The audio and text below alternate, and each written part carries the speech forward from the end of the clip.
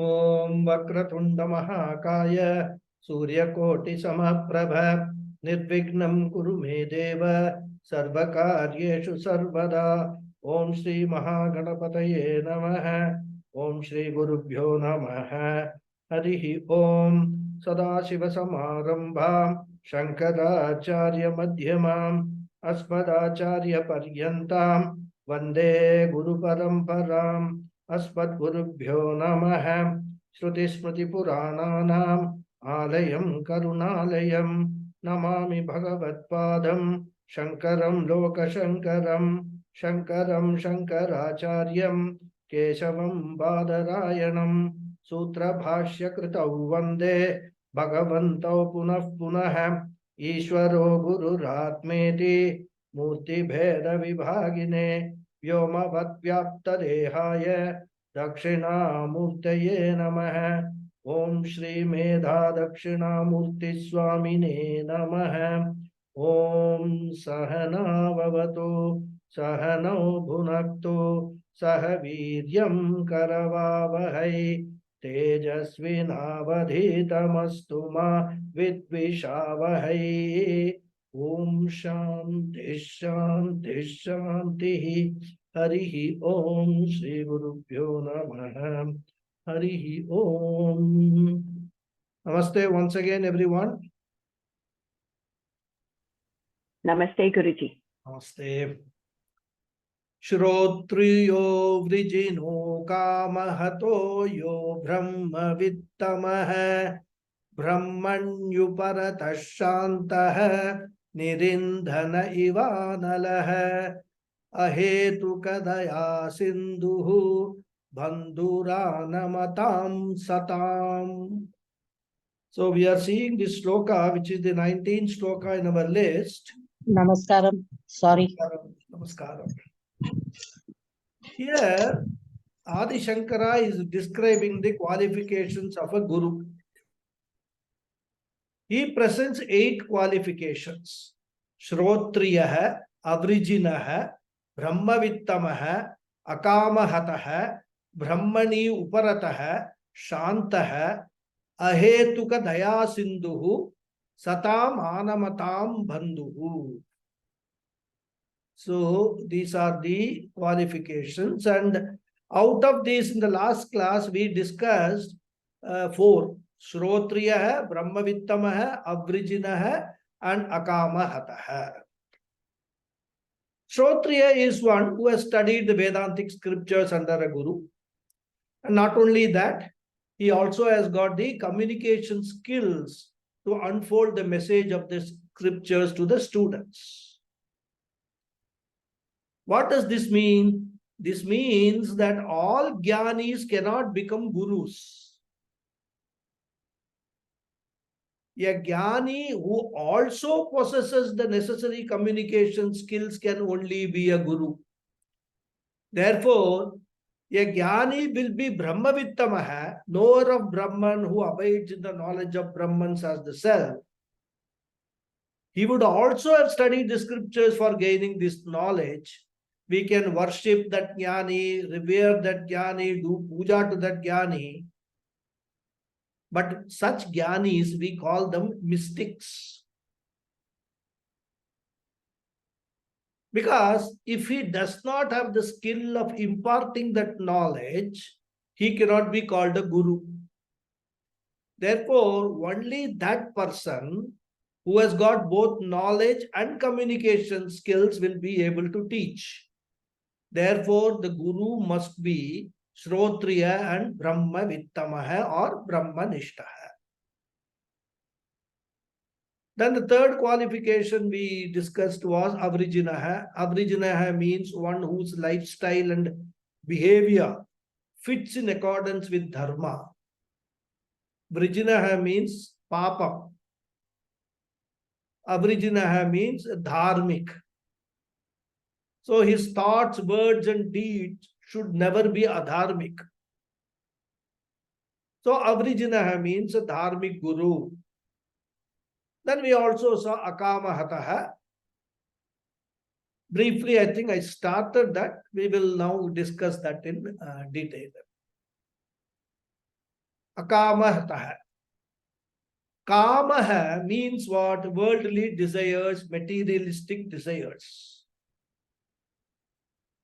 Even desire for publicity is a materialistic desire. There are many people, they keep on posting their, whatever they have done on the internet, on the Facebook and all. For what? For publicity's sake. So even that is a desire. Moksha is also a desire. I want moksha, I want to be liberated is a desire. And hataha means one who is disturbed by, hurt by, pressurized by, overwhelmed by such desires. So one who is disturbed or overwhelmed by kama is called a kama hataha. And akama hata means the one who is not disturbed, not battered by any kind of desires. A jnani might have some desire to serve the world, desire to share his knowledge, etc. He might have. Even he might have a desire to study more. So it is not that a jnani will not have any desire. The word akamahataha should not be understood as one without desire. So jnani also will have desires, but what is the difference? He is not overpowered by the desire. He is not a slave of that desire. Why? Because he is a jnani. So even when the jnani has got desires, his desires are what? Refined desires. They are non-binding desires. That means whether the desire is fulfilled or not, the jnani is full and complete. By accomplishing what he desired, nothing is going to be gained by him. By not accomplishing what he desired, nothing is going to be lost by him. His desires are not born out of ignorance, not born out of a sense of incompleteness, not even born out of his vasanas. I think in one of the earlier classes, we saw the example of a cricket team which has won a series, a 5-match series. They have won 3-0 already. There are 2 more matches to go. It will make no difference to them if they win or lose those 2 matches, isn't it? Already the cup or the trophy is in their pocket. So they will have no pressure to win, because whether they win or not, they have already got fulfillment. So those 2 matches they will still play without any pressure. You can imagine the mindset of that team. A jnani's mindset is similar to that. He has accomplished everything. He knows that there is nothing. I am complete in myself. Aham purna hai. Anything that I desire, if it comes, it is okay. Does not come, it's also okay. I am like an ocean. Whether the river water flows into me or does not flow into me, it is not going to make any difference to me. Jnani has won the series. He has won the match of life. His life is fulfilled. So hereafter he may do so many things. Many of them will be successful. Some of them may not be. But nothing makes a dent in his Purnatva. Therefore, even though Kama may be there, desires may be there, but he is not a Kama Hataha. He may be Kama Yuktaha, but not Kama Hataha. And therefore only he will not use his disciples for fulfilling his worldly desires. A jnani will not go around canvassing for donations. Of course, he may do for some loka sangrahana, for the purpose of some benefit to the society. But for personal livelihood, he will not seek any monetary assistance. So, Shrotriya, Brahmavittama, Avrijina, and Akamahata. Then the next is Brahmani Uparata Shanta.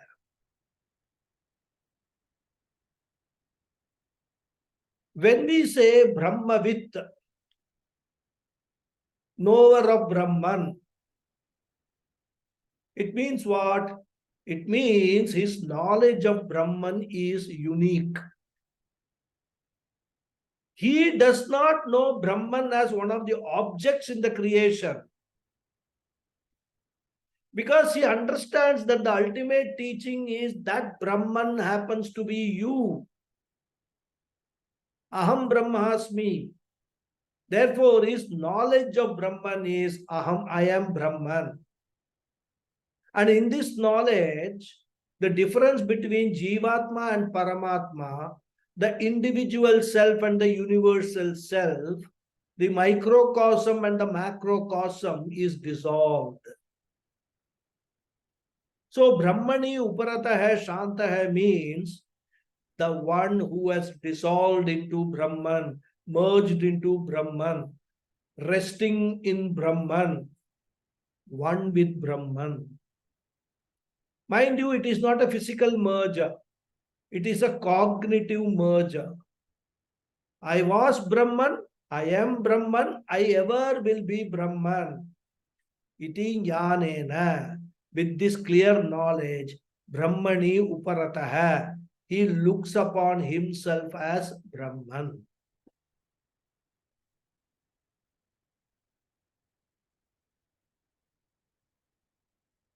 But that does not mean that, oh, Aham Brahmasmi, I am everywhere and so I will not do anything. For worldly transactions, he will behave as though he is a jiva. But inside he always has the knowledge, I am Brahman. See how much difference it will make even to his day-to-day transactions with others when you have this understanding that I am Purna. And therefore only he is Shantaha. Shantaha means what? Ever calm, unperturbed. There is no mental restlessness caused by several unfulfilled desires.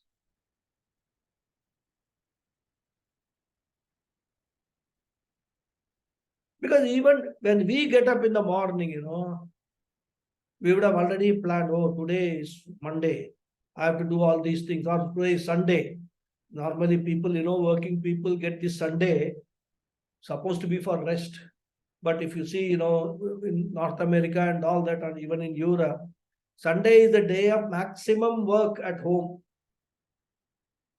Washing clothes, cleaning the house, so many things they add up. For a whole week, they don't get time.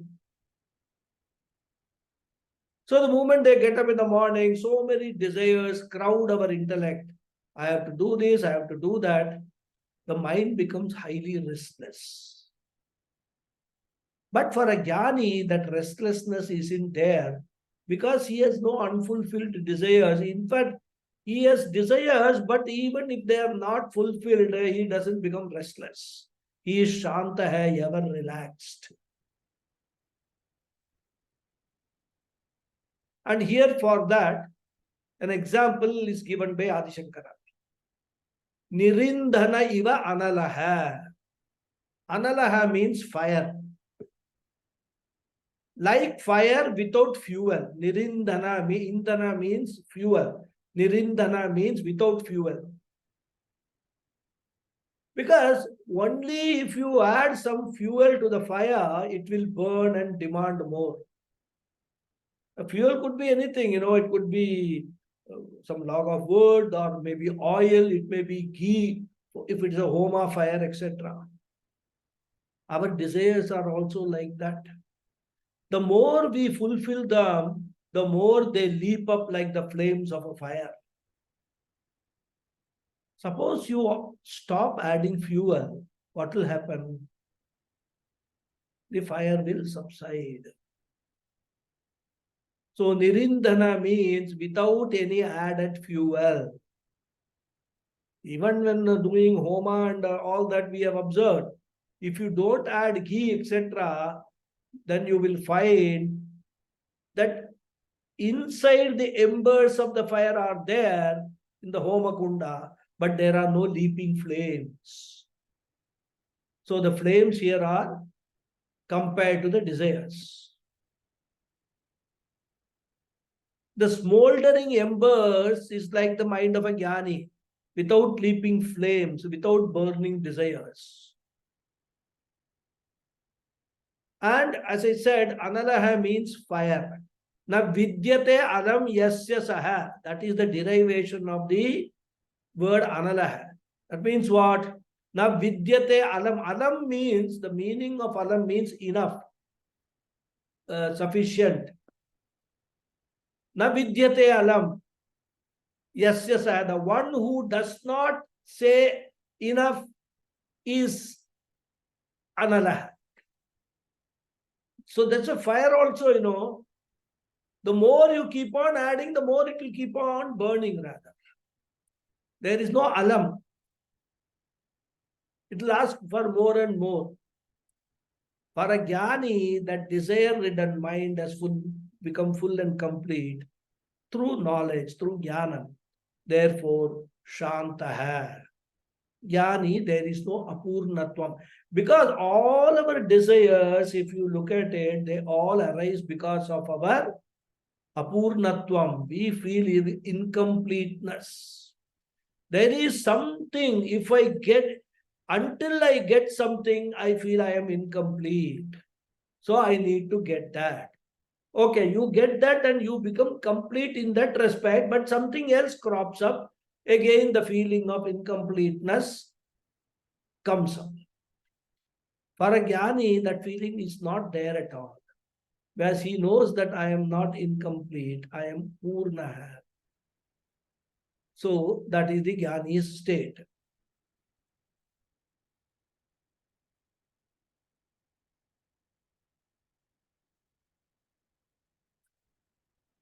So he is shantaha. Then the next one is what? Ahetuka daya sindhuhu. Ahetuka, motiveless, without any hetu. Daya sindhuhu, the ocean of compassion. Ocean of compassion towards the student. A jnani understands the intensity of samsara that the shishya is undergoing.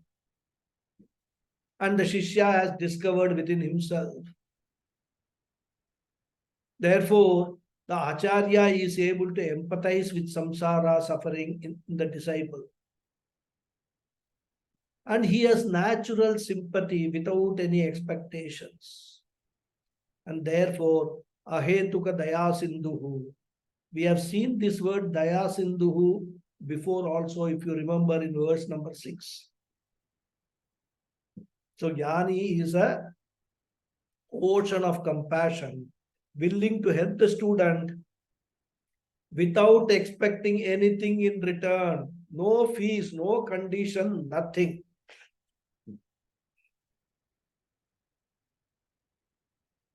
And bandhuhu anamatam satam. Bandhuhu literally means a relation or a relative. So in this context, we can take it as a person who helps, a helping person. Because generally, whenever we are in trouble, we expect our relatives to help us, isn't it? Whether they do it or not is a different matter.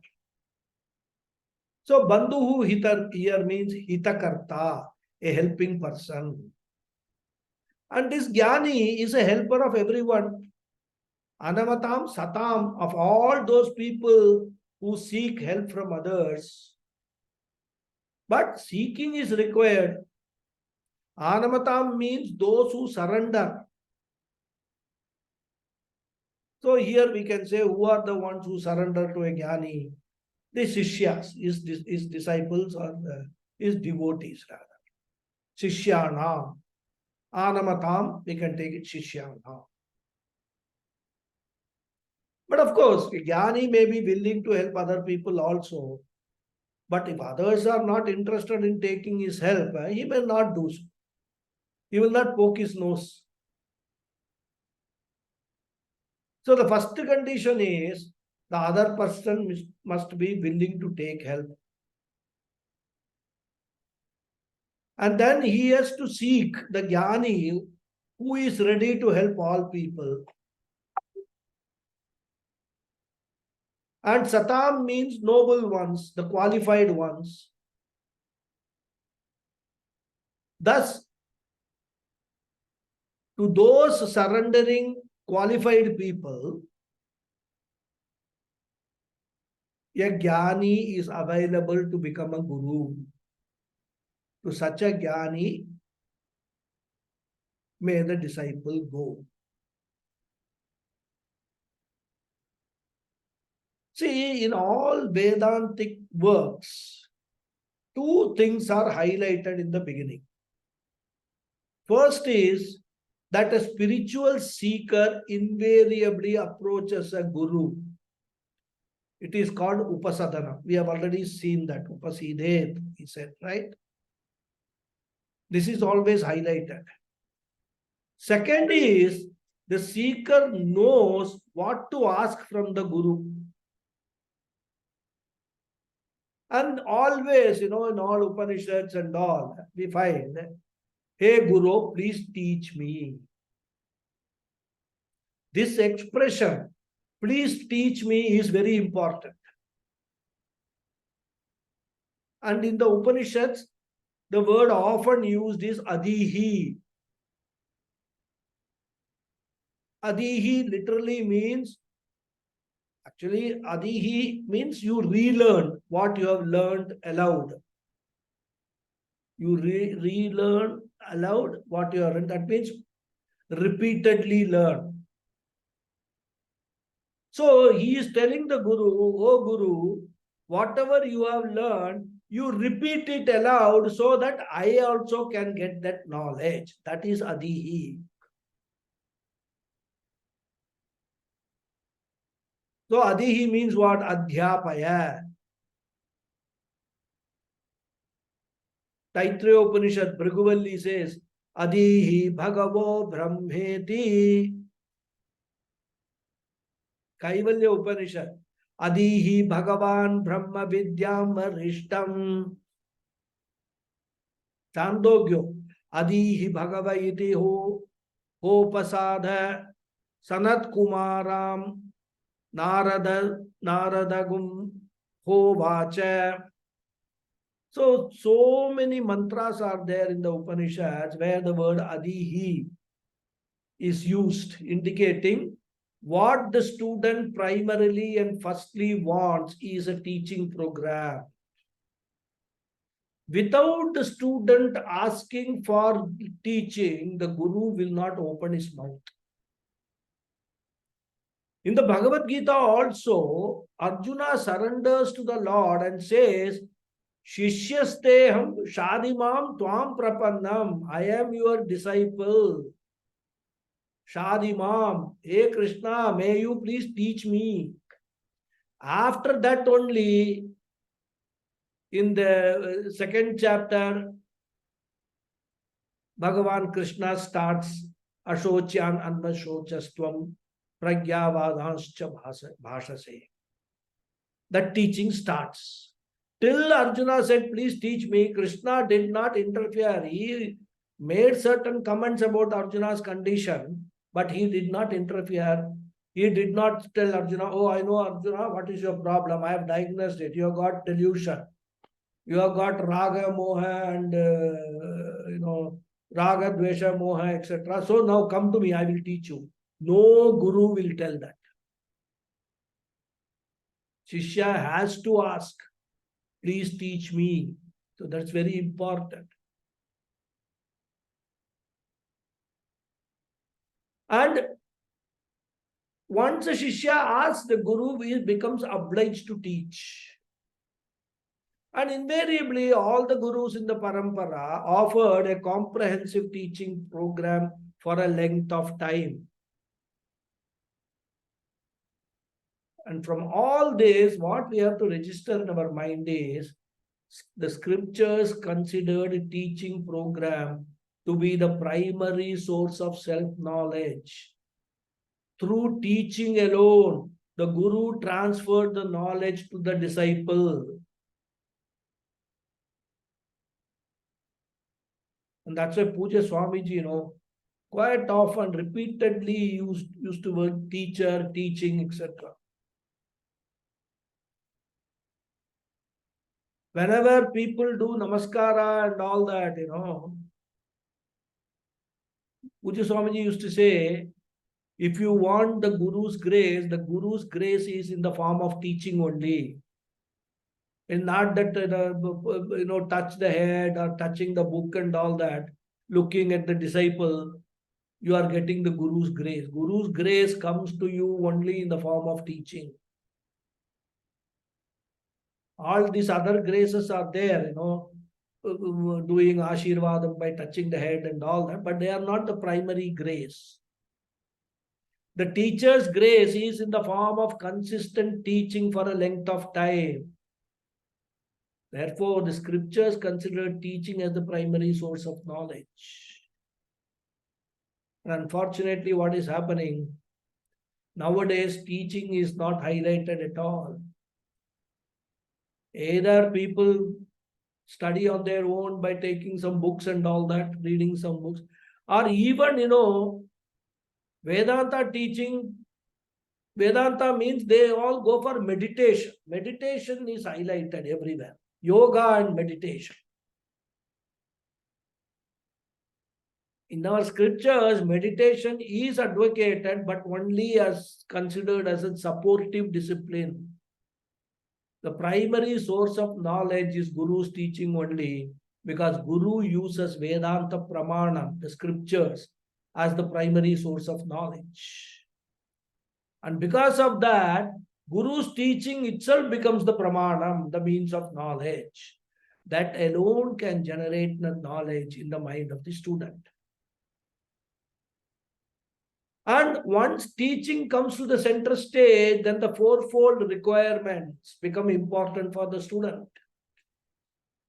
The student should have listening skill. The sadhana chatushtaya sampatti of the student will help in this process. Shama, Dhamma, Uparama, Samadhanam. These four contribute to the listening skill. Shama and Dhamma will help the student in bringing the mind and sense organs, especially the ears, in front of the Guru. Be present in the class. And Uparama will give the students an unpreoccupied mind for listening.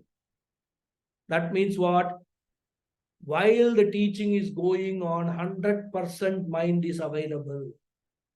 The mind is brought to the class. Mind is made 100% available. For all these things, meditation can be used as a sadhana to practice this. To bring the 100 chitta ekagrata for that. Chitta naischalyam, undisturbed mind. And the qualification of samadhanam will help the student in focusing his mind on the teaching. Thus, the student with qualification can successfully do the listening. And insofar as the Guru's qualifications are concerned, even though so many are listed, two we consider as the most important qualification. Primarily, Guru should have knowledge. Secondly, his communication skill is important to get across the teaching. Both are important for a Guru, because It is a teaching program. Spiritual pursuit is pursuing a teaching program. Now there could be a question. What if an ideal guru having both the qualifications, what are the two? Shrotriya, Brahmanishta. If both the qualification is not available in a single guru, what can be done? What should be done? Very valid question. So if an ideal teacher is not available, a compromise is suggested by the Acharyas. It is said that if Shrotriya Brahmanishta is not available, at least go to a Shrotriya who knows how to teach Vedanta. Even though he himself may not have assimilated that knowledge, at least let him be a Shrotriya who knows, who has learned, and who also can teach Vedanta. So this is the second option.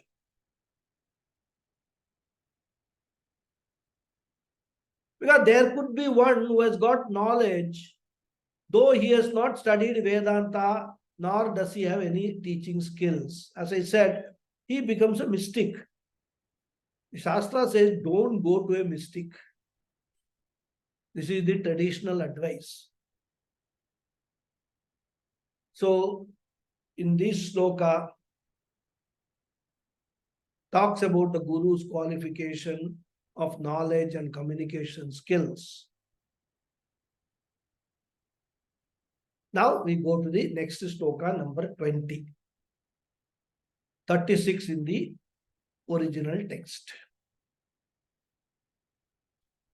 This is Upasadana. The student is now approaching the guru. We will read. Tamaradya gurum bhaktya prahva sevanaihi prasannam tamanuprapya prichet yatavyamatmanah. So the anvaya of this sloka is, we can put in brackets sahajigyasu, because this sloka doesn't have a subject, right? So we are talking about the student who was approaching the guru.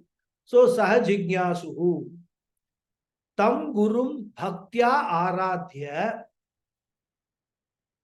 prahva prashraya sevanaihi prasannam tam anuprapya atmanah jnatavyam prichet. What we just saw. Approach the guru, ask for teaching. Word meaning tam, that. Sahajigyasu means that seeker.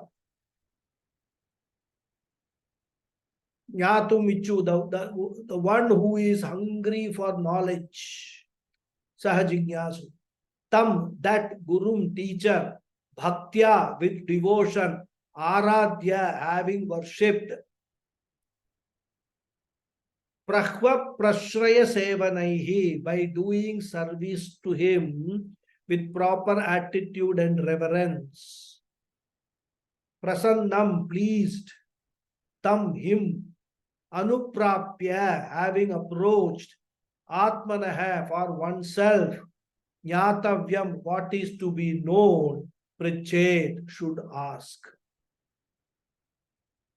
So having worshipped with devotion, that teacher who has all the qualifications mentioned in the previous sloka, one must approach him who is pleased by the service done by the Shishya, by the Jigyasu,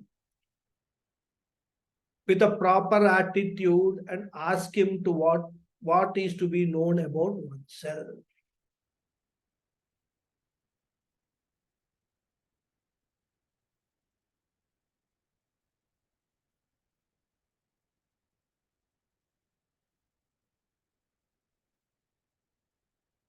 So here, Shankaracharya is talking about a practice which was there in the Gurukulam in olden days.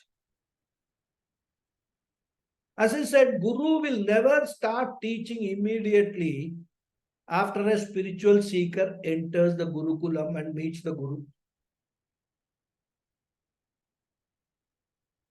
And also, the Shishya cannot ask for teaching straight away. What used to happen was, initially, the Guru will ask the disciple to stay in the Gurukulam and do service to the Gurukulam and the teacher for some time. During that time, the Guru and Shishya will observe, assess each other. An assessment time is given to both. Now the question is, does it happen even now in the Gurukulam? The answer is yes. In Anakatti Gurukulam, when I joined, for the long-term course, the course started on 1st of May, if I remember right. May, June, July, 3 months. There was a short-term course. There were more than 100 people in that course. They all attended the 3 months course.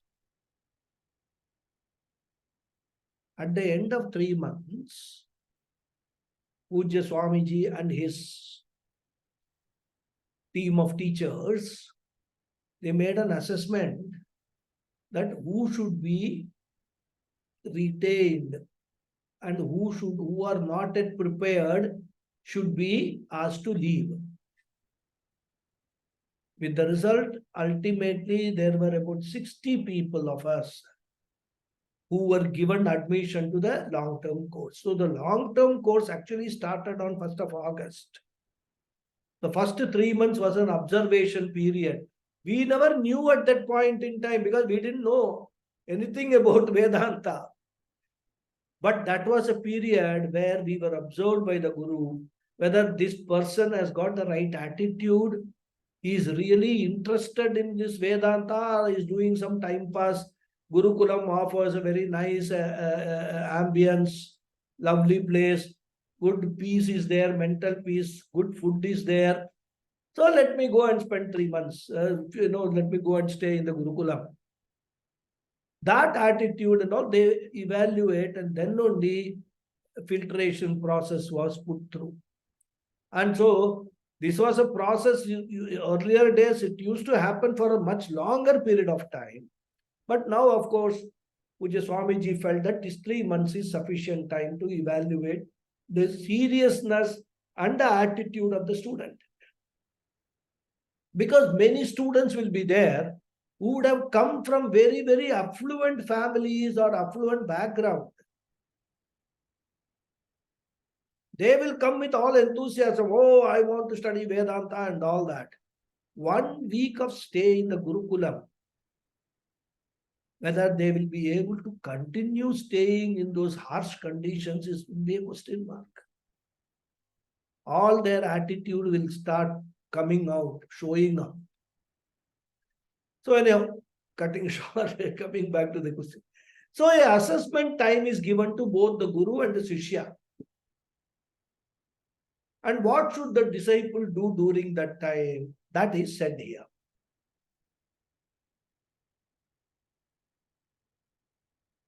Now, if you observe, this sloka does not seem to have any connection to the previous sloka where the qualification of the Guru was talked about, right? Therefore, for understanding the context, we have to connect this sloka to the sloka previous to the last one, that is the 18th sloka, where it was said that after gaining necessary qualification in the form of sadhana chatushtaya sampatti, such an eligible student should enter jnana yoga by going towards a qualified Guru. So there, the Shishya who was a mumukshu has converted into a jigyasu and has now to approach the teacher. So we have to connect these two. In between, the Guru's qualification is there, but continuity is from the 18th shloka. And how he should approach the Guru is said here. So we have to, that's why we supplied Sahajigyasu, that seeker, referring to the 18th shloka. Tam Gurum Bhaktya Aradhya, having shown respect to that Guru, that qualified Guru as described in the previous shloka, after worshipping that Guru, after doing namaskaram to that Guru with devotion, should approach the Guru. Because Guru represents the Shastra, and Shastra has come from the Lord. And the sacred Shastram is the only source of self-knowledge. And that Shastram is there in the Guru. So Guru represents or embodies the Shastram. Therefore, one has to revere the Guru and Shastram.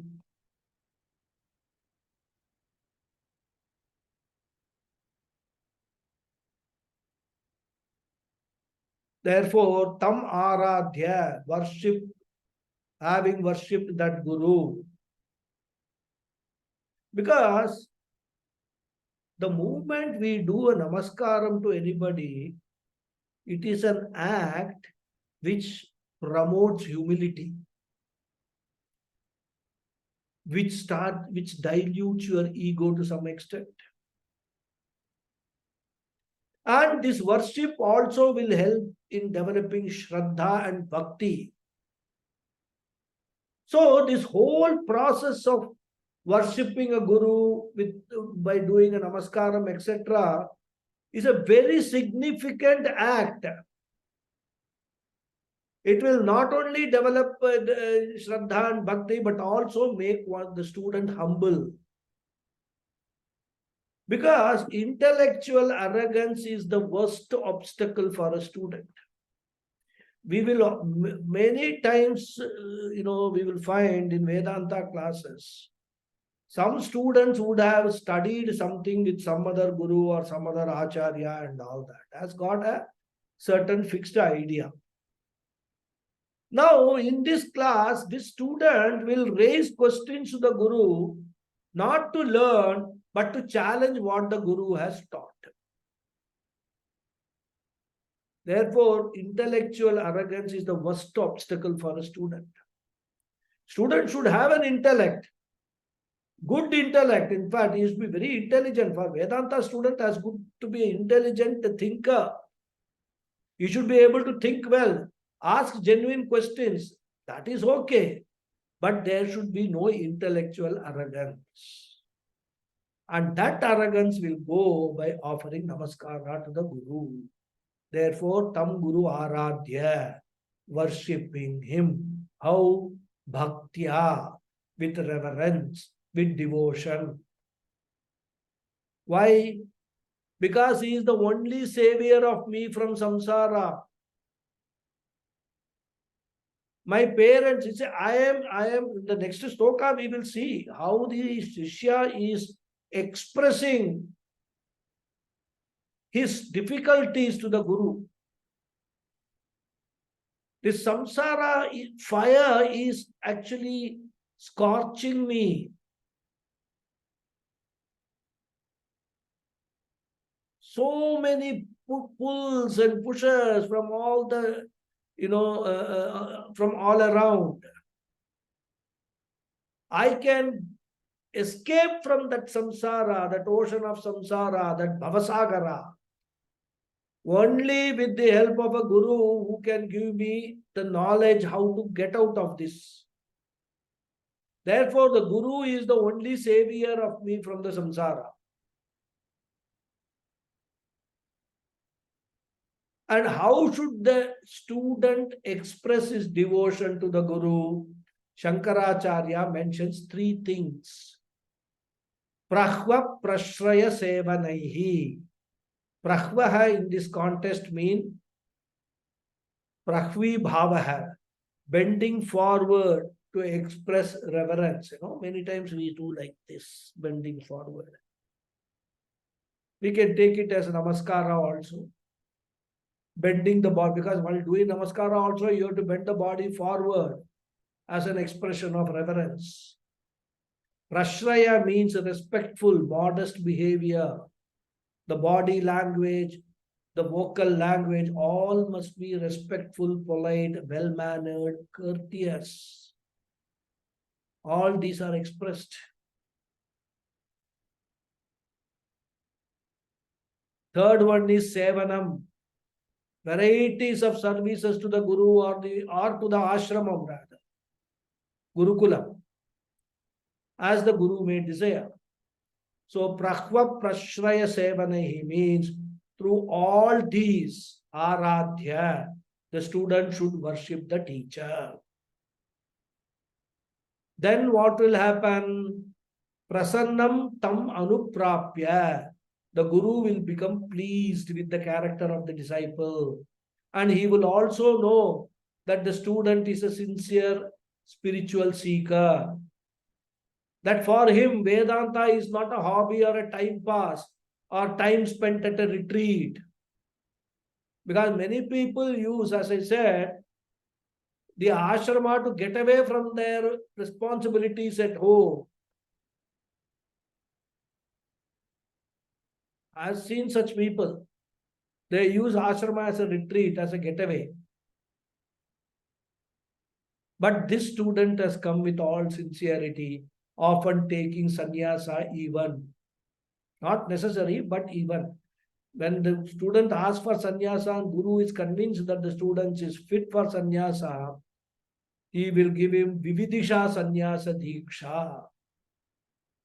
Vividisha means renouncing everything for self-enquiry. He is not a Vidvat sannyasa, he is not a Jnani, but Vividisha sannyasa. That is one more type of sannyasa. With that self-enquiry as the only goal, the student has come. The sincerity of the student is appreciated by the Guru. And whenever a sincere student comes, the Guru is also happy because he gets an opportunity to share the knowledge, which is in turn is a worship of his own Guru and the Shastra he has studied.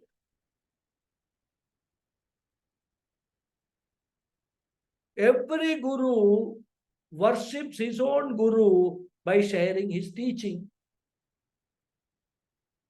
And Guru worship is what? It is the worship of the Lord, of the Shastra. And it is also Nididhyasanam for the Guru. He goes through the teaching again and again and again.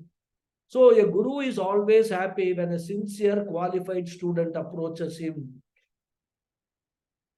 In Kathopanishad, Yamadharma Raja tells Nachiketas, may I have more students like you. So Prasannam, the Guru is very pleased with the disciple. And Tam Anuprapya, having approached that Guru, what should he do?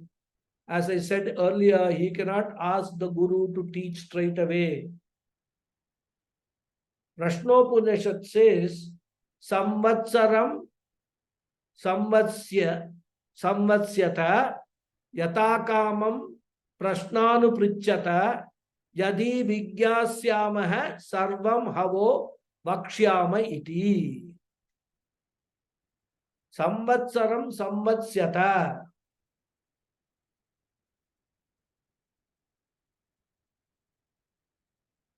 The Guru is telling the Shishya, stay here for a long period of time, Samvatsaram, 1 year. So a Shishya should, after a few days or weeks or months or even few years, Prashnan Prichata, you can ask whatever you want to ask. Yadi Vigyasyamaha, if I know, Sarvam Havo Vakshyama iti, I will tell you whatever you want. This is the process of teaching. Therefore, after some time, Prasannam Guru Anuprapya, the Shishya approaches the pleased Guru and Prichet Nyatavyam Atmanaha. He should ask what he wants. Because A person may ask so many things to a Jnani. And a Jnani is supposed to give that. Bhukti Mukti Pradhata. Therefore, a guru wants to know what exactly the Shishya wants. If the Shishya says, no, I like this place very much, let me stay here. Please allow me to stay in the ashram, but I will not be attending the classes regularly and all that. And if you want any, donation, money and all that for my stay, I am prepared to pay it and all that. The guru will say, please go and look for a nice hotel in the city and stay there. This ashram is not a resort where you pay and you stay there. Here, the purpose is teaching. So Guru wants to know what the Shishya wants. Therefore, Atmanah Gyatavyam. Atmanah means was Sishyasya, of the Shishya, for himself. Gyatavyam, whatever he wants to know. Whether Brahman is to be known, Atma is to be known, reality is to be known about that subject Prichet. The Shishya should ask the Guru. This is the sloka. So till now, Shankaracharya presented the introductory verses rather, up to this sloka number 20 in our list rather. But of course, even though we call it introductory verses, in fact, in these verses, he has talked about moksha, means of moksha, importance of self-knowledge, need for a guru, qualification of a guru, qualification of a disciple, etc. Entire subject matter he has touched upon like a bird's eye view kind of a thing. Very, what's it say, in a summary fashion. But all these are all preparatory stages. Hereafter, the Acharya wants to present the entire Vedantic teaching in the form of a dialogue between the Guru and Shishya, both of whom he has already introduced. And that is the style of our scriptures. All Upanishads, you will find they are in the form of a dialogue between the Guru and Shishya. Most of them at least. Therefore, the dialogue between a Shishya and the Guru begins from the next verse, number 21, and it goes on up to verse 104.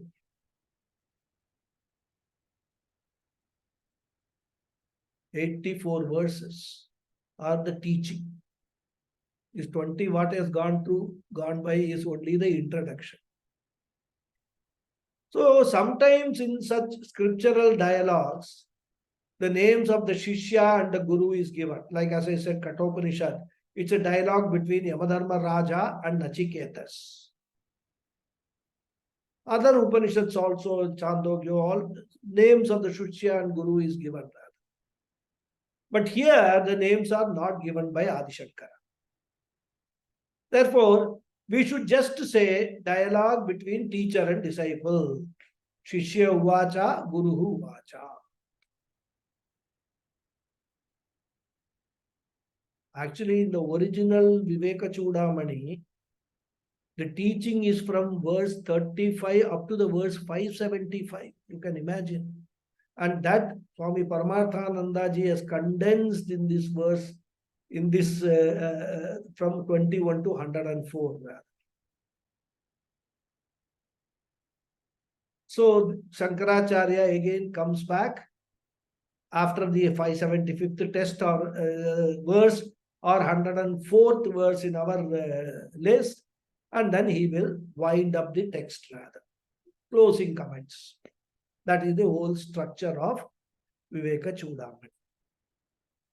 So therefore, in this condensed version, in order to identify which shloka is the question raised by the Shishya, which shloka is the answer given by the Guru, we have added Shishya Uvacha for convenience of understanding. So it means the disciple asked. And another point we have to note is, by presenting this dialogue, Shankaracharya also helps every seeker to understand how one should approach the Guru, how one should ask for spiritual knowledge. Now, this Shishya is a seeker of moksha. He is not interested in dharma, artha, kama because he has understood the limitations of all of them. He has gone through the process of pariksha lokan karmachitan brahmana nirvedamayat nasti krita kritena. Nasti krita kritena. Therefore, tat vijnanartham sagurum evam abhigachet samitpanihi srotriyam brahmanishtam. Mundakopanishad. So he has understood that all these three purusharthas won't help him. He has understood that even if he earns a lot of punya through dharmic activities, he may be able to go to Swargaloka after death. But that is not permanent. As Krishna says in the Gita, Te tam bhuktva Swargalokam vishalam Shine punye martyalokam vishanti. After exhausting all your punya in the Swargaloka, because of which in the first place you went there, once you exhaust the punya, you'll come back to the martyalokam, this bhulokam, back to samsara, back to square one. Therefore, the Shishya knows that he cannot escape from the agony and torment of samsara by earning any amount of punya. Or even artha and kama, wealth and sense pleasures, all of them are limited in their purpose, and therefore they cannot remove my mortality. In fact, the greatest samsara is what? Mortality, because we are always afraid of our death, or afraid about the death of our near and dear ones. Whenever we refer to fear, we use the phrase mortally afraid. So mortality is the primary problem. It always causes insecurity. Fear of old age, disease, death is the primary problem called samsara.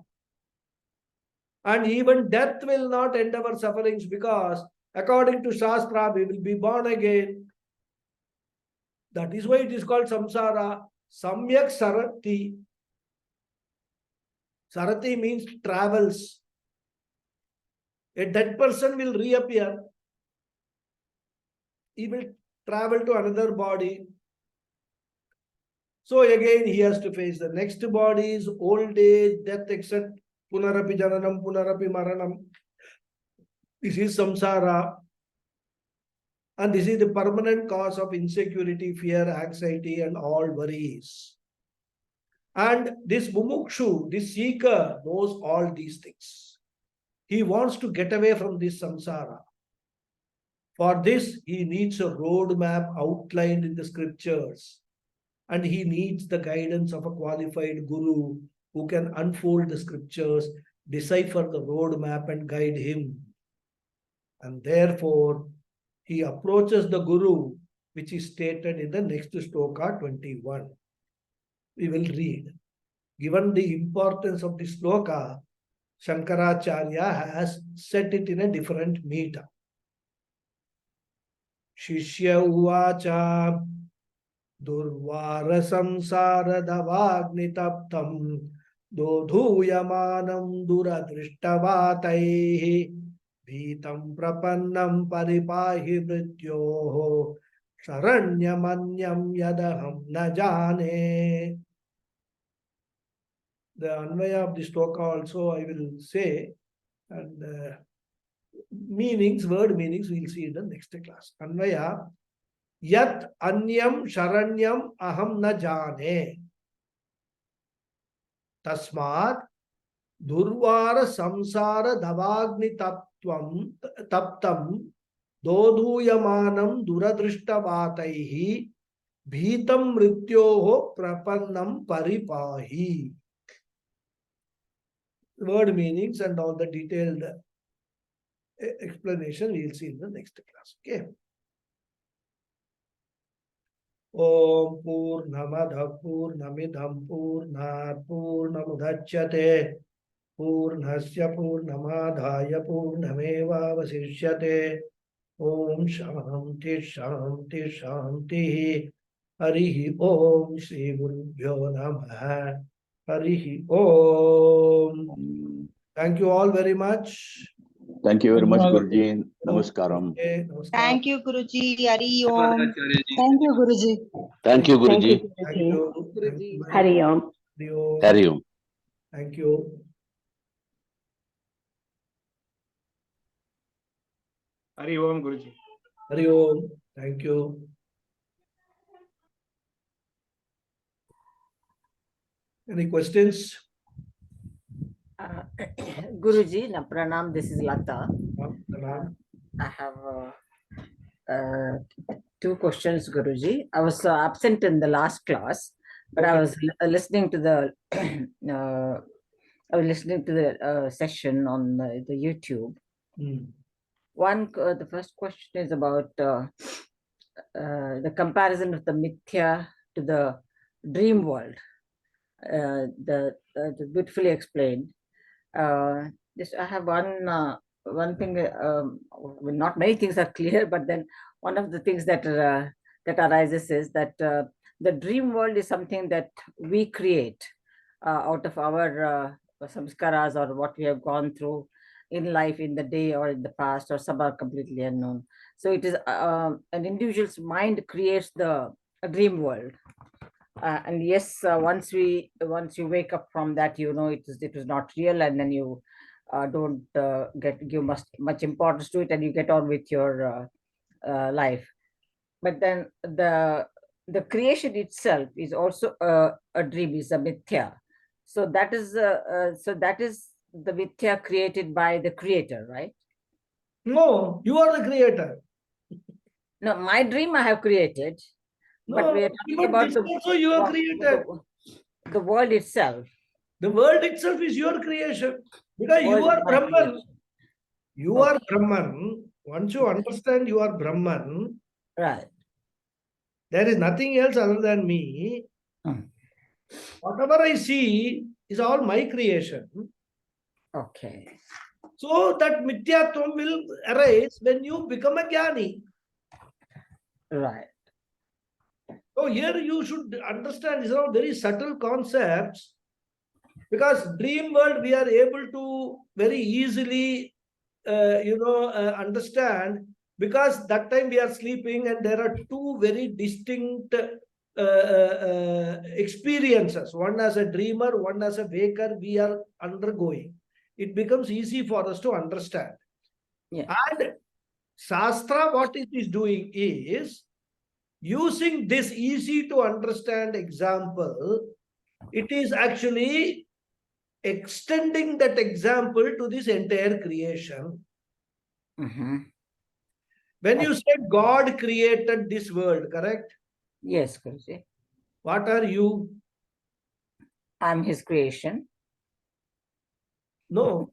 And in the normal sense, I'm Teaching. talking about the normal What sense. is the final teaching of Vedanta? You Yeah, are you are Brahman. You are Brahman. There is no difference between you and Ishvara. And the Brahman, yes. Now, if you say Ishvara created this world or this universe, it means what? You created this universe. Okay. That's how we have to understand. And that understand, because we are not jnani, so we don't have that experience. So you can say a dreamer, three stages: a dreamer, a waker, and a super waker. Yes, Guruji. For want of a better word, right? Super waker. In fact, Swami Paramathananda he uses this word, super waker. Yes. When you become a super waker, then only you will know that this world is mithya. Till such time, like you were in the dream, you believed everything in the dream to be satyam. As a dreamer, dream is satyam. Yes. As a waker, dream is mithya. Yes. As a waker, this world is satyam. As a super waker, this world will become mithya. So that is extrapolation of that example. If you take, then when you become a jnani, and when you are abiding in the knowledge that Aham Brahmasmi, there is nothing other than me alone. Me means it is not the lower I. I am talking about the higher I, Yeah. right? Atma, consciousness. Then this whole world will lose its characteristics. I will be able to see behind every tree, every animal, every human being, every brick, only consciousness, which is sustaining that form, name and form. The whole world is only name and form, nothing else. We will not be able to appreciate it now because we are part of it. Commercial, yeah. We have to get away from it to appreciate its mithyatva. Understand? Got it. And that is what the whole teaching, we should go towards that. Okay. Thank you, Guruji. Anything My else? second one, I think it's a little more abstract in the sense, I don't know how to express the gratitude to the divinity that घर बैठे बैठे आप जैसे गुरु मिल गए, मतलब without Yes. doing anything, the guru is you are giving us all the knowledge and with like even better than what a mother would teach her child. You are taking we as students. I mean, you and when you and others were in the Gurukulam, there was a proper discipline, the do's and don'ts, and the routine of the Gurukulam and the teachings and how you should be doing. But people like me who are sitting at home and listening to the talks, sessions, yes, I'm just listening it with Shraddha, but to imbibe it the best, is there any guideline you suggest? Yes, you're giving the lecture sessions beautifully. I'm taking down notes and it's there uploaded on the YouTube to listen Shravanam Mananam, to do the Shravanam Mananam and Vidhyasam. Is there anything that you suggest which will make us imbibe the great knowledge much better, Guruji?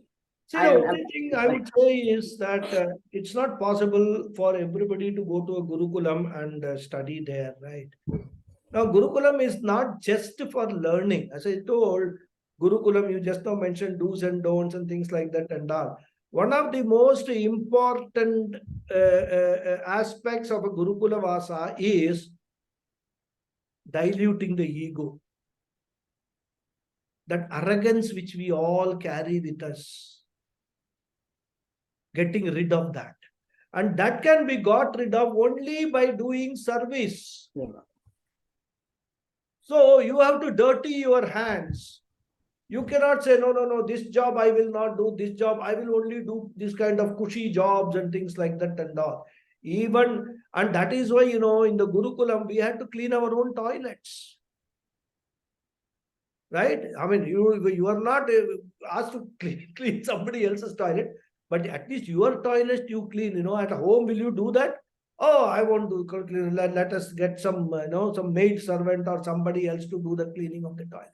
That's our attitude, right? We have already divided our life into these are the things I will do. These are the things somebody else will do. I will pay for it, etc. because I have got the capacity to pay. This is nothing but arrogance.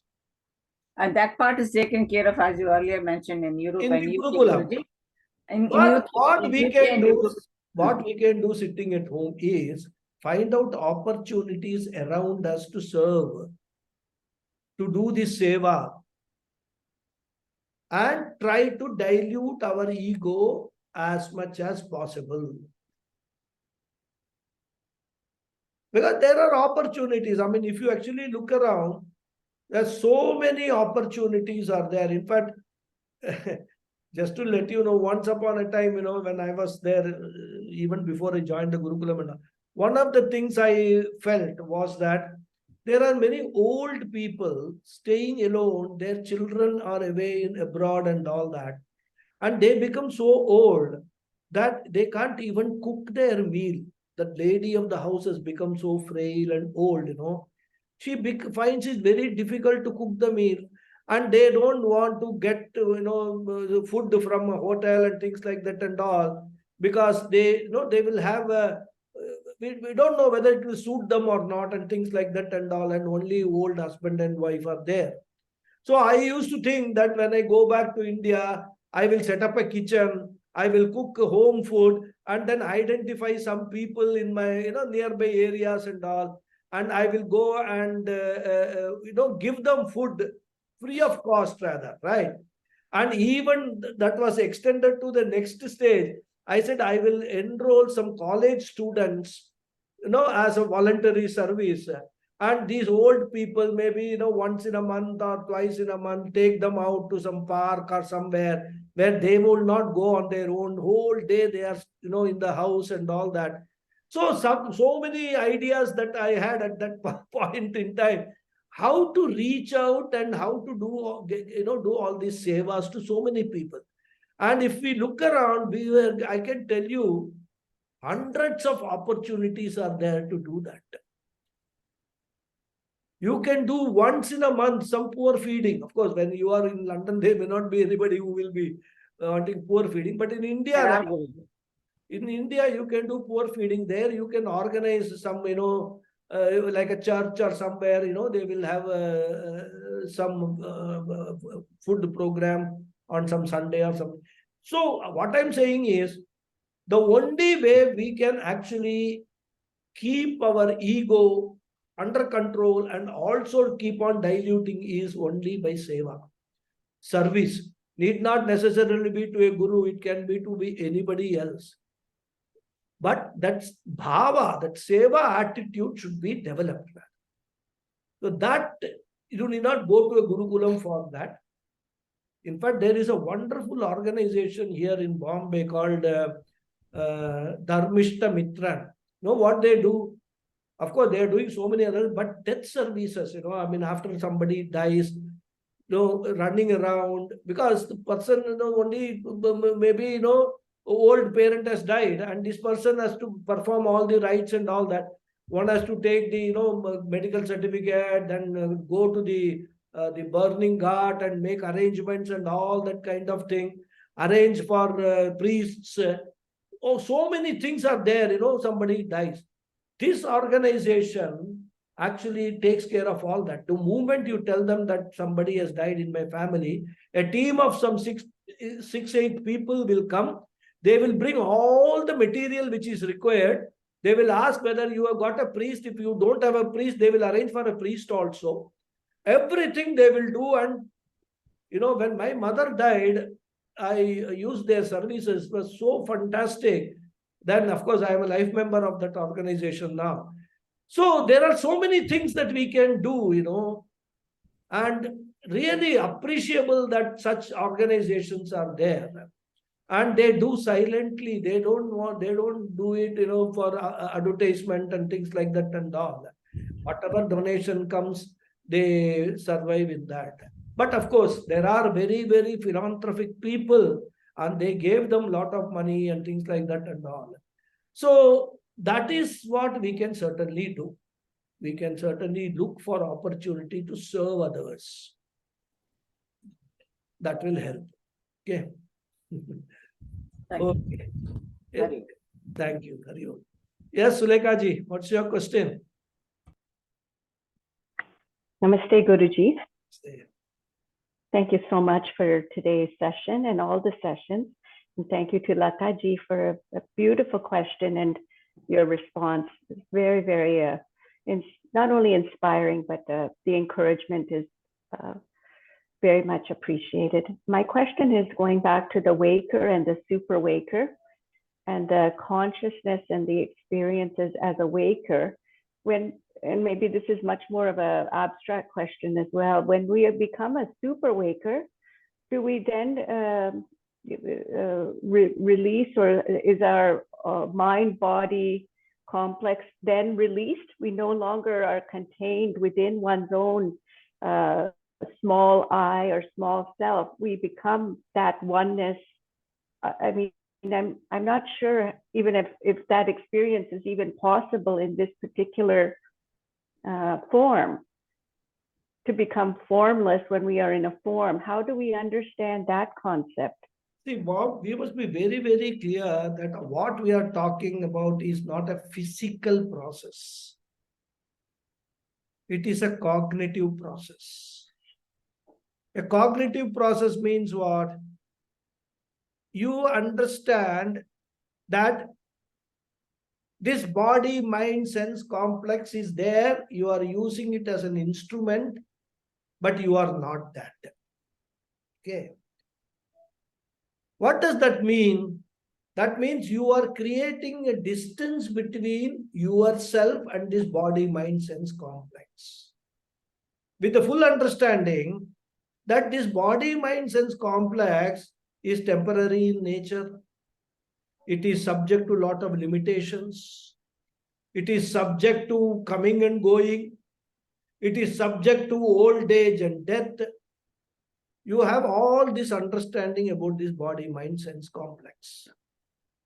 Then what happens is, once you have this understanding, and you also have the understanding about your real nature as the pure consciousness, which does not have any form or any name, even though you require this body, mind, sense complex to transact with the world,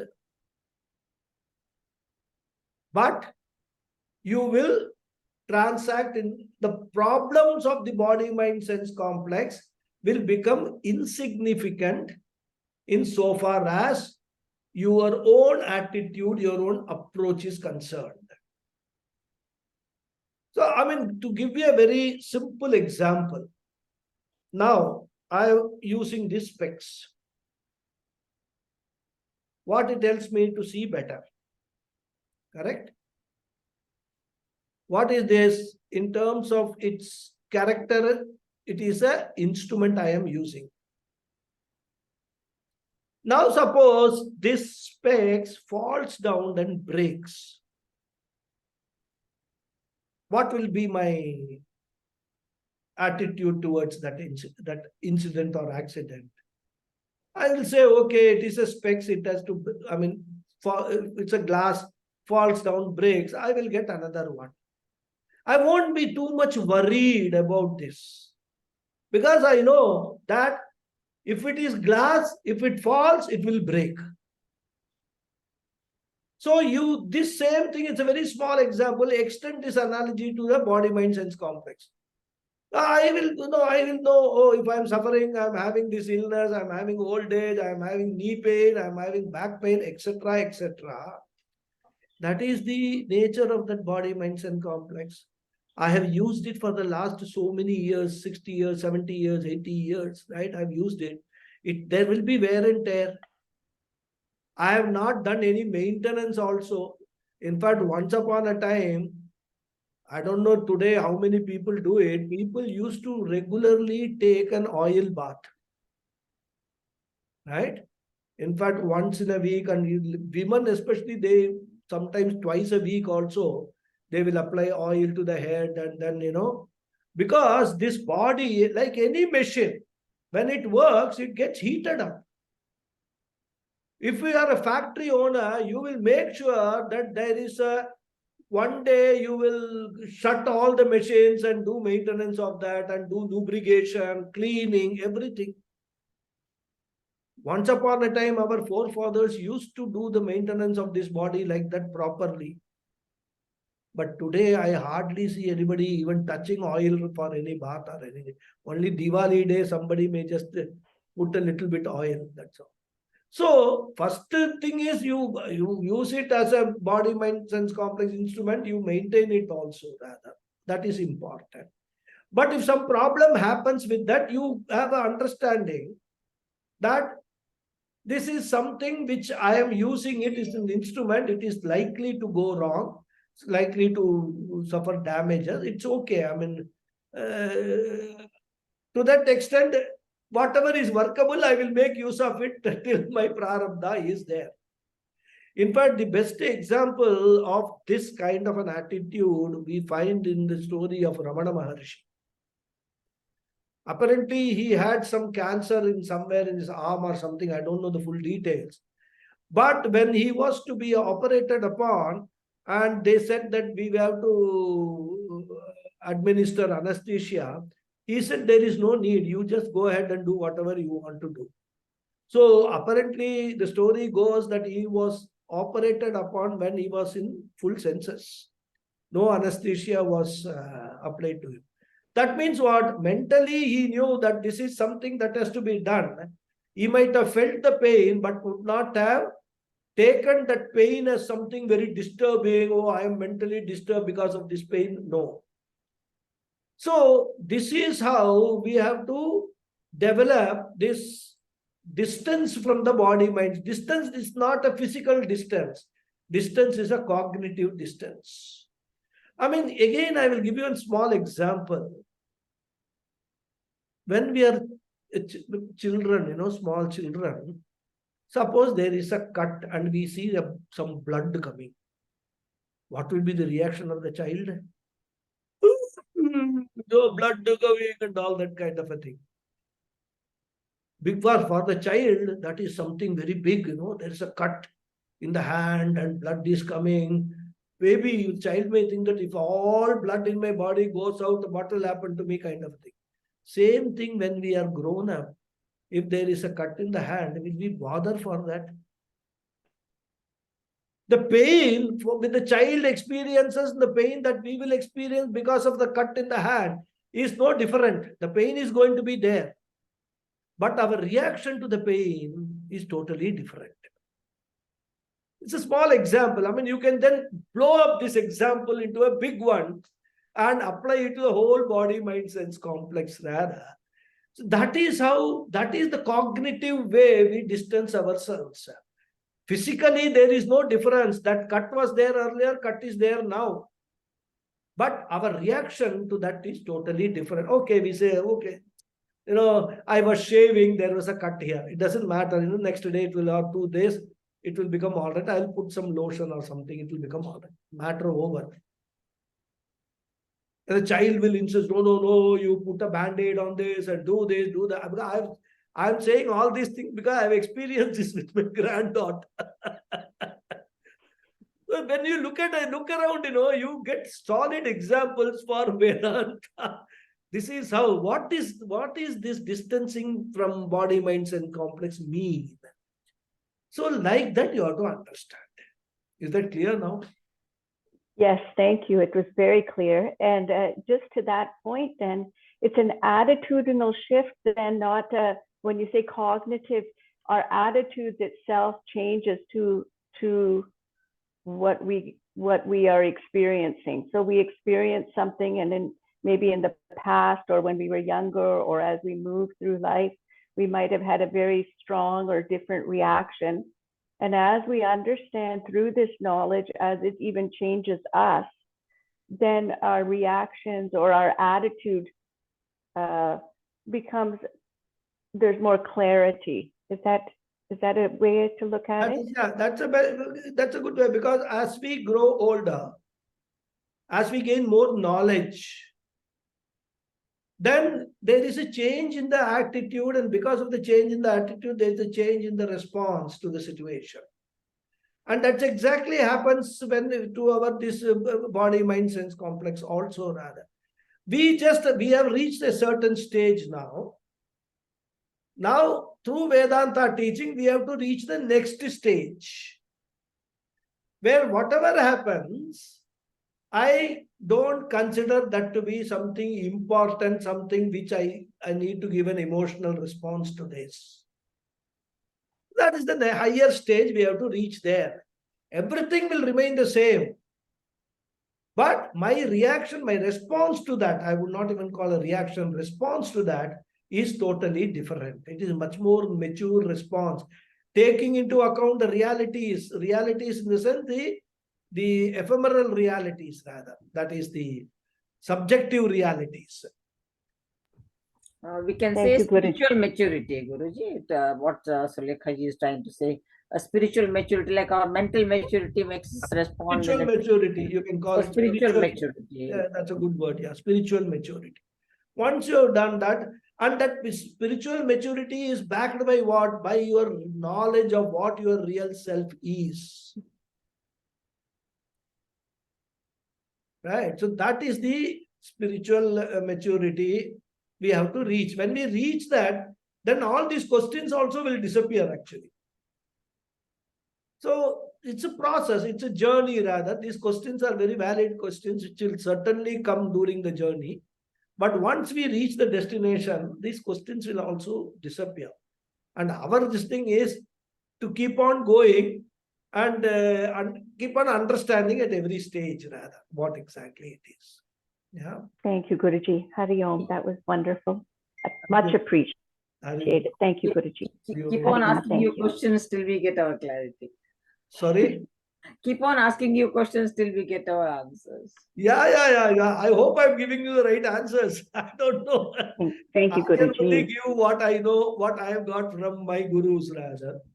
And to the best extent possible, whatever my skills are in communication, I can communicate rather. So I can't claim that it's 100% right answer or anything. As long as the student is satisfied, I am happy. Thank you, Guruji. Hari Om. Very, very, very satisfied. Thank you. Hari Om. Dhanyavad, Raghu. Dhanyavad. Hari Om. Thank you, Guruji. Hari Om. Thank you. Thank you very much. Thank you very much. Thank you, Guruji. Thank you. you.